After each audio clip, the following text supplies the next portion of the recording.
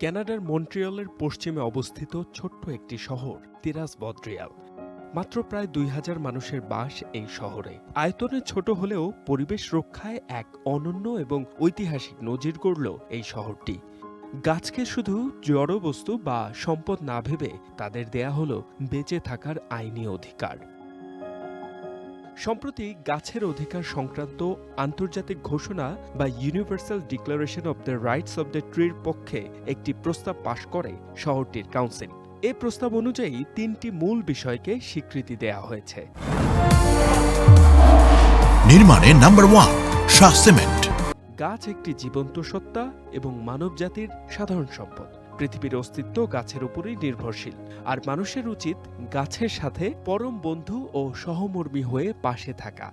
তিরাস-বদ্রিয়ালই প্রথম শহর যা গাছকে এমন মর্যাদা দিল। কিন্তু কিভাবে এলো এই পরিবর্তন? শহরটির মেয়র মিশেল বুর্দো জানান, ফ্রান্সের নির্মাতা আদ্রে দেরোসের দেজার ব্রো এদেজার নামের একটি তথ্যচিত্র দেখার পর থেকেই স্থানীয় বাসিন্দাদের মধ্যে গাছকে নিয়ে আলোচনা শুরু হয়। মানুষ ভাবতে শুরু করে, গাছ কি শুধুই কেটে ফেলার বস্তু, নাকি তারও মানুষের মতো অধিকার থাকা উচিত। পরে স্থানীয় পরিবেশ কমিটির আবেদনের ভিত্তিতেই এই সিদ্ধান্ত নেয় কাউন্সিল।